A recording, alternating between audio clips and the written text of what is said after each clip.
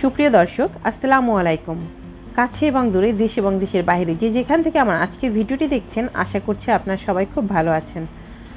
সবাইকে শুভেচ্ছা জানাচ্ছি নতুন একটি এপিসোডে। আজ আপনাদের সাথে শেয়ার করব উত্তরবঙ্গের জনপ্রিয় একটি রেসিপি, আর সেটা হচ্ছে বাটা মশলায় আস্ত রসুন দিয়ে গরুর মাংস রান্নার রেসিপি। উত্তরবঙ্গে প্রায় সব ঘরে এই রান্নাটি যে কোনো অনুষ্ঠানে করে থাকে, আর খেতেও হয় দারুণ মজার। তাই আপনিও চাইলে এই ভিন্ন রকমের রান্নাটি বাসায় তৈরি করে সবাইকে চমকে দিতে পারেন। আশা করছি সবাই বেশ পছন্দ করবে। তাহলে চলুন দেখে নিই রান্নার রেসিপিটি। প্রথমে আমি এখানে একটি মশলা তৈরি করে নিচ্ছি। মশলাটি তৈরি করার জন্য এখানে নিয়েছি আমি মৌরি 1 টেবিল চামচ পরিমাণ, আর সেই সাথে নিয়েছি পাঁচফোড়ন নিয়েছি 1 চা চামচ পরিমাণ। এই দুটো উপকরণ আমি ভালো করে ভেজে গুঁড়ো করে রেখে দেব। এরপর যেটা লাগছে আস্ত রসুন, আর এই রসুনগুলোকে আমি প্রথমে উপর থেকে যে মোটা চামড়াটা রয়েছে খোসাটা সেটা ছাড়িয়ে নিচ্ছি। লক্ষ্য রাখবেন খোসাটা ছাড়ানোর সময় রসুনগুলো যেন ভেঙে না যায়। যেহেতু আমরা আস্ত রসুন দিয়ে আজকের এই রেসিপিটি তৈরি করব, তাই রসুনটা আস্তে রাখার চেষ্টা করবেন। সর্বশেষে নিচের যে পরতটা রয়েছে আমি কিন্তু সেটা তুলে ফেলবো না, তাহলে কিন্তু রসুনগুলো খুলে যাবে। রসুনের যে পিছন সাইডটা রয়েছে, যেখানে সাধারণত গাছ থাকে, সেই গাছের যে অংশটা সেটা আমি একটু ছুরি দিয়ে এভাবে পরিষ্কার করে নিচ্ছি। এতে করে দেখতে একটু সুন্দর লাগবে, আর ভিতরে যদি কোনো প্রকার ময়লা থেকে থাকে সেটাও কিন্তু পরিষ্কার হয়ে যাবে। তো এভাবে কিন্তু আমি সবগুলো রসুনের খোসা ছাড়িয়ে নিয়েছি। এটা ছাড়িয়ে ভালো করে পরিষ্কার করে ধুয়ে নিতে হবে। তো এরপর আমাদের যেটা লাগবে সেটা হচ্ছে মাংস। এখানে আমি হাড় সহ এবং চর্বি সহ গরুর মাংস নিয়েছি 2 কেজির মতো। মাংসটাকে আমি আগে থেকে ভালো করে ধুয়ে পরিষ্কার করে নিয়েছি। এরপর আমি যে পাত্রে রান্না করব সেই পাত্রের মধ্যে মাংসগুলোকে দিয়ে দিয়েছি। এই মাংসটা আমি আজকে হাতে মাখিয়ে তারপরে রান্না করব, যার কারণে আমি যে পাত্রে রান্না করব তার মধ্যে কিন্তু সমস্ত উপকরণগুলো একে একে দিয়ে দিব। মাংসের মধ্যে দিয়ে দিয়েছি পেঁয়াজ কুচি মেজারমেন্ট কাপের 1 কাপ পরিমাণ। এরপর দিয়ে দিচ্ছি রসুন বাটা 2 টেবিল চামচ পরিমাণ। এরপর দিয়ে দেব আদা বাটা 1 টেবিল চামচ পরিমাণ। এরপর দিয়ে দেব হলুদ গুঁড়ো 1.5 টেবিল চামচ পরিমাণ। এখানে আমি উঁচু 1 টেবিল চামচ পরিমাণ দিয়েছি এবং 1/2 টেবিল চামচ পরিমাণ দিয়ে দেব। এরপর দিয়ে দিচ্ছি লাল মরিচের গুঁড়ো 1 টেবিল চামচ পরিমাণ। ঝালটা আপনারা আপনাদের ইচ্ছে অনুযায়ী ব্যবহার করতে পারেন। এরপর দিয়ে দিয়েছি লবণ পরিমাণ মতো। এরপর দিয়ে দিব গরম মশলার গুঁড়ো 1 চা চামচ পরিমাণ। দিয়ে দিব জিরা গুঁড়ো 1 চা চামচ পরিমাণ। এরপর দিব ধনিয়া গুঁড়ো 1 চা চামচ পরিমাণ।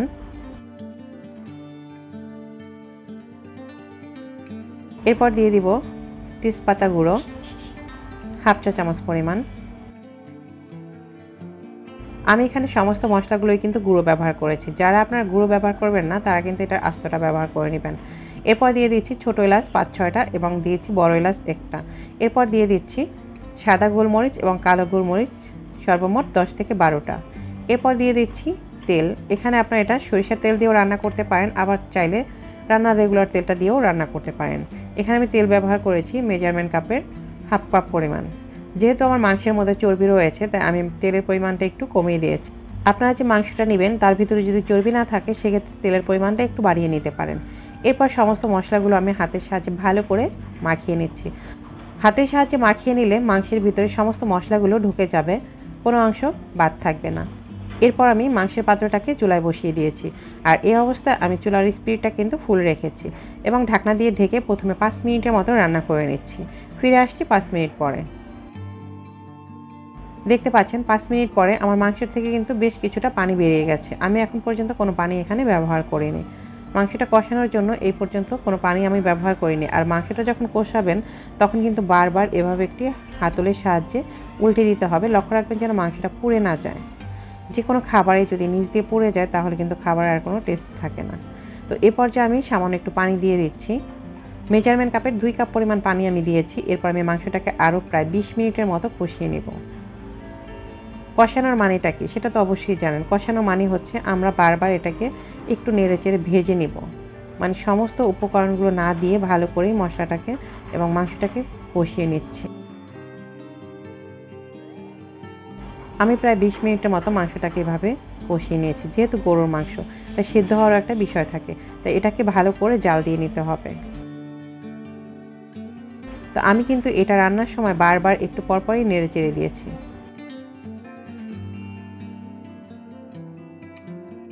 আবার আমি ঢাকনা দিয়ে ঢেকে বেশ কিছু সময় ধরে কষিয়ে নেব। তো আমি আবারও 10 মিনিটের মতো কষিয়ে নিয়েছি। দেখতে পাচ্ছেন এখন কিন্তু সম্পূর্ণ ঝোলটাই শুকিয়ে গেছে এবং উপর দিয়ে তেলটা ভেসে আসছে। মাংসটা প্রায় সিদ্ধ হয়ে গেছে। এখন আমি আবারও নিচ দিয়ে একটু ভালো করে নেড়ে চেড়ে দিচ্ছি। এরপর আমি দিয়ে দিচ্ছি আলু। যারা আলু খেতে পছন্দ করেন তারা তো অবশ্যই আলুটা ব্যবহার করবেন, আর যারা পছন্দ করেন না তারা আলুটাকে স্কিপ করতে পারেন। আমি আলু দিয়ে আবারও বেশ কিছু সময় ধরে কষিয়ে নেব। আলুটাকে ভালো করে মাংসের সাথে মিক্স করে দিচ্ছি যেন আলুর ভিতরেও মশলাটা ঢুকে যায়। তো এখন আবারও আমি ঢাকনা দিয়ে ঢেকে আলু সহ মাংসটাকে আরও 5 থেকে 6 মিনিট কষিয়ে নিচ্ছি। আমার আলুটা কষানো হয়ে গেছে। দেখতে পাচ্ছেন আলুটাও মোটামুটি অনেকটাই সেদ্ধ হয়ে গেছে। তো এ পর্যায়ে দিয়ে দিচ্ছি আমাদের রান্নার মূল উপকরণ, সেটা হচ্ছে আস্ত রসুন। আমি কিন্তু রসুনগুলোকে ভালো করে ধুয়ে নিয়েছিলাম, আর এটাকে ধুয়ে বেশ কিছু সময় ধরে পানিতে ভিজিয়ে রেখেছিলাম যাতে করে যদি অবশিষ্ট ভিতরে কোনো ময়লা থেকে থাকে সেটা যেন বেরিয়ে আসে। তো এরপর রসুনগুলোকে আমি মশলার ভিতরে ভালো করে মেখে নিচ্ছি।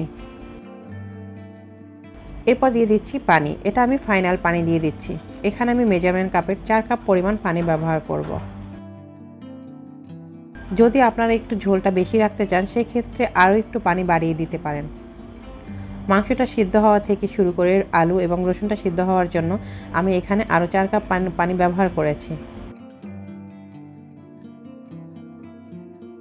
এখন আমি ঢাকনা দিয়ে ঢেকে রান্না করব আরও 20 থেকে 25 মিনিটের মতো। এক কথায় যত সময় পর্যন্ত আমার রসুন এবং আলুটা ভালো করে সিদ্ধ না হয়ে যায়। মাংসটা তো মোটামুটি সিদ্ধ হয়ে গেছে, তো যতটুকু সময় আমার রসুন এবং আলুটা সিদ্ধ হতে লাগবে এতে করে মাংসটাও পুরোপুরি সিদ্ধ হয়ে যাবে। তো ঢাকনা দিয়ে আমি ঢেকে দিলাম। ফিরে আসছি 20 মিনিট পরে। দেখতে পাচ্ছেন ঝোলটা কিন্তু অনেকটাই টেনে গেছে।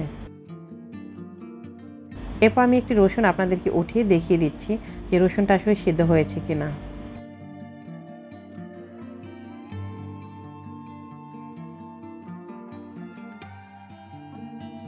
এই যে দেখুন রসুনটা কিন্তু একদম সিদ্ধ হয়ে গেছে। আমাদের আলু রসুন দুটোই এখন পারফেক্টলি সিদ্ধ হয়ে গেছে। তো এরপর আমি রসুনটাকে আবারও দিয়ে দিচ্ছি।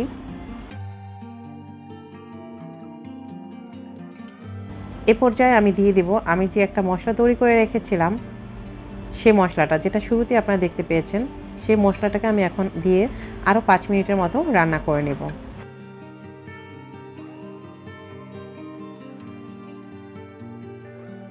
আর আপনারা যদি ঝোলটাকে একদম শুকিয়ে ফেলতে চান সেক্ষেত্রে আপনারা আরও একটু ঝোলটা কমিয়ে নেবেন। চুলার উপরে কিছুটা সময় রেখে দিলে ঝোলটা আরেকটু টেনে যাবে।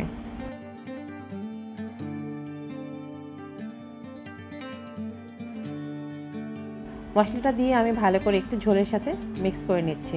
এতে করে সমস্ত মাংসের সাথে এবং রসুন বা আলুর সাথে এটা ভালো করে মিশে যাবে। তো এ পর্যায়ে আমি কিন্তু 5 মিনিট ভালো করে জাল করে নিয়েছি। আমার রান্নাটা কমপ্লিট হয়ে গেছে। আপনাদেরকে একটু সার্ভ করে দেখিয়ে দিচ্ছি। তো ভিউয়ার্স, আমার আজকের ভিডিওটি কেমন লাগলো সেটা কিন্তু অবশ্যই আপনারা কমেন্ট বক্সে জানাবেন। আর যদি আমার রেসিপিটি একটু ভালো লেগে থাকে অবশ্যই কিন্তু ভিডিওটিতে একটি লাইক দিয়ে যাবেন।